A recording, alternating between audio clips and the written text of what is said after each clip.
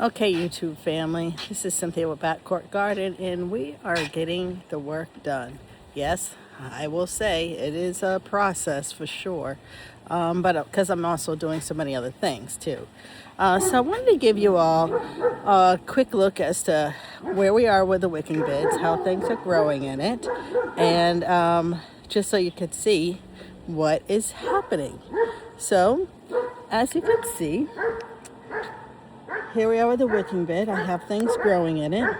I do have some yellow squash. I have squash here. This squash was actually looking bad because I had a bunch of seedlings. I have some peppers. I got some onions going around a tomato. I can't believe how much greenery I got with this tomato because it was very yellow when I put it in. Some basil, calendula, small poblano pepper. I put beans around my wicking bed here for the edging because I wanted nitrogen to go back into the soil. Did the same thing over here. I got peppers, I got squash at both corners. I got two eggplants right next to each other. I should have put them in different beds. I do have some onions. I need to put some more things in here as well. But it is looking good from what I planted here. Over to this last bed over here, I did plant some corn. I really like the easy straw. However, this one had a lot of grass in it, so I do have some grass I have to go back and pick out, but my corn is starting to come up, as you can see here and over here. And again, I'm surrounding my bed with beans. Some of my beans did not pop up yet, so I gotta see if I need to plant some more. I have another bed underway here. I already put the plumbing, the overflow pipe in right there. I'm going to test it out to see how it's working, make sure there's no issues. The blue bread tray, that's part of it. I'm repurposing my 5-gallon tanks because I put this in the bottom. I draped cloth in it and then I put sand in it. It has holes, as you can see, right through here and an opening at the bottom. So the water can reach the sand and the moisture can wick up to the other sand that will be going across the top. This will be my next bed that I will do. I have some tomatoes that come up from last year, so I'm so happy about that. I don't have to go and buy more tomato plants because some of the ones I grew, as you can see, look pretty rough. But believe it or not, you see how bad those look over there? Those look just like this one here and this one here. But after I put them in the wicking bed, they look so much better. Now again, my garden is a hot mess. My whole backyard is a hot mess, as you can see. And that's why I'm hoping that you'll join me and help me as I'm building out these wicking beds and trying to clean up everything, get my backyard looking back to the way it's supposed to. I will repurpose or replant the tomato plants that you see here. And of course, that little white moth that we can't stand. I can't catch it. I have another tomato plant over there. So those will be placed into the wicking beds. I was thinking about putting another thing of corn here, so I would have 2 corns at the back of my garden. This gets sun all day long. On the very back, you can see there's other work I've been doing. My sweet potatoes are all back there. I wanted them back there so the vines will go down the hill. If you look over back there, you see my tunnel. I got squash, green beans, all growing up over there. So when I tell you I'm doing a lot of other things, it's not just the wicking beds. I am growing. I have another garden bed over here in which I have some purple collard greens. I have some potatoes coming up. I've been hilling them. I have some onions. I have some okra in here as well. I have more potatoes. I have potatoes all around here again. And I have more planting to do in this bed because there's a lot of bare spots in here. So my avocado tree looks dilapidated, but believe it or not, it is still growing. Down at the bottom, I have new leaves that have popped up. So these potatoes I just recently covered. I need to cover that one again in my grow bag. I got my plum tree. As you can see, the plums right here coming up. So these are my dahlias. I cannot wait for these to bloom. They're gonna be so beautiful. And they'll, once I get all this stuff cleaned out, they'll be positioned nicely in front of this bed here. But yeah, this area was filled up before. I'm so glad to have this space now.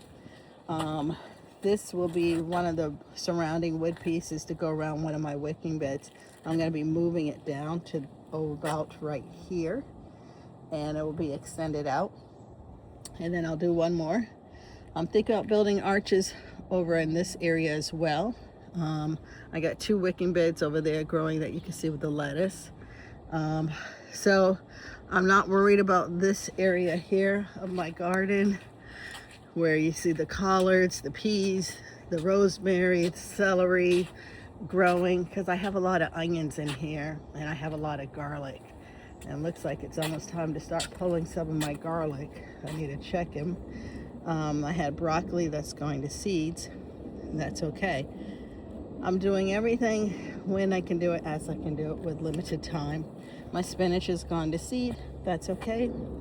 I can use the seeds, so I'm not stressed about that. My celery, as you can see, is really big, and it looks like it's getting ready to bolt, so I will be cutting the celery back. Maybe I'll give a little bit of it away. You can see some more onions over there, the nice big red onions. I got onions all around in here. There's another onion over here. Nice big onion. I need to pull that. So I got a lot of onions, so I've been pulling, hanging them to dry. So it's not just about the wicking beds. There's so much more that I have going on in my garden. I have a peach tree that's covered here, red raspberries, black raspberries, blueberries, about 5 blueberry plants. The deer, I noticed, are getting my mulberry bush, so I gotta cover that and keep them from getting to it. My strawberries are here. Oh, and this one looks really good and juicy. So excited about that one. But I have strawberries, new strawberries coming all in here. I've been dealing with a bird, so I have to put a cover. I really want to put a cage around this whole area. My pomegranates. This is exciting because I have so many pomegranates growing, and I want to share this with you. Look at this. This is going to be a baby pomegranate right here. Let's see if I have some more. Oh, here's one right here. Here's another pomegranate growing. I have another one. Where is it? I saw it down low. Right in there. Here's another one here. I have more on the other side, but look at all the beautiful red flowers. So, a lot of male flowers, quite a few female, but I'm hoping I get more. But I am self-pollinating them to make sure that they do get pollinated. I need to reach in, and that one looks like it's gonna be pollinated already.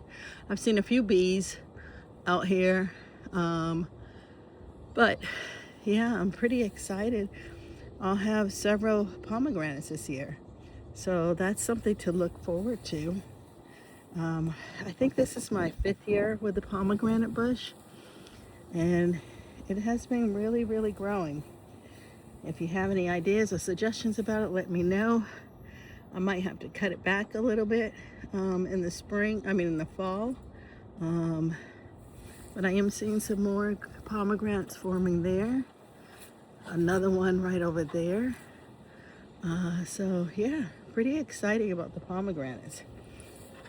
I had gotten a lot of strawberry roots. They didn't do a good job rooting. Not sure why. Out of 20 plants, really only one did well, as you can see here. I have a zinnia growing. I have Swiss chard down here, another zinnia, so I need to take those out. I had a lot of things in grow bags growing this winter, so this is leftover from the winter. My mints are in there. I decided to put my green beans over here as well for the bush variety. I wanted yellow, purple, and green. So everyone, like one is yellow, one is purple, one is green. But for some reason I use different soils, and look at the difference. You can see some of the difference here, in which this soil that I used here worked out a lot better, because almost every single one all the way around has the green beans. But where I used the different soil, I don't have anything. So I'm going to have to put some more amendments in, see if that helps. Let's see. So again, changing out everything for my wicking beds. It's not just about the wicking beds. It is about gardening everywhere. I ordered some purple tree collards back in the winter months, and they finally arrived yesterday. So I put those in. I'm hoping they come up, and I need to cover that over more. The mulch and everything. Make sure it stays nice and moist. But if you do a wicking bed, you definitely need to go ahead and make sure that you mulch your wicking bed. That really helps trap in the moisture. Even though the water's at the bottom, the moisture will evaporate from the top of your bed. But again, a lot of work to do. I'm seeing improvement. I'm seeing a difference. Hard for other people to possibly see. They might see and look at my backyard and say, oh, this is a hot mess, which it is. This right here, I had to dig out soil, so I put some of the plants right here. So my lavender is here, Swiss chard is here, my artichoke is here, and again, 2 kale plants. But this had to be done to keep the plants alive. So I got all these plastic containers that I'm putting in, and I'm hoping that by this weekend I will have at least 3 to 4 more done. We'll see how it goes. Filling them and just getting everything taken care of. It's a lot of work. Definitely worth it. This concrete slab, because I had my garden here, there was a lot of water buildup in this area. And as you can see, I have a crack that was going across my concrete. So that's another reason why I really wanted to have the wicking beds, because it's not only saving money, it's not only saving time, it's also saving water, and it's preserving my concrete patio out here. So there's several reasons as to why I have the wicking bed, and the plants love it. They are really thriving, and I'm just so thankful that they are picking up and taking off. This was almost dead when I put it in here, and it is really, this plant here was almost dead when I put it in here. This one, as you can see, I waited so long, but I need to take the buds off, see if I can get it to grow a little bit more, like I did with these here. I took the flowers off just to make sure it could be healthier to grow. My tomato plant, and the only reason why they got so bad was because I was building out and tearing down my garden beds and rebuilding them. So a lot of things that I had in the grow tent and then brought them out, the timing was just, I could not get everything done as much as I would like. But other than that, I'm excited. The summer's not over. I got a lot more to do, but I hope that you'll continue to join me, follow me, and definitely like this video if you feel that it can be helpful to you. And I'll be providing more information on the wicking beds. I got a lot of work to do.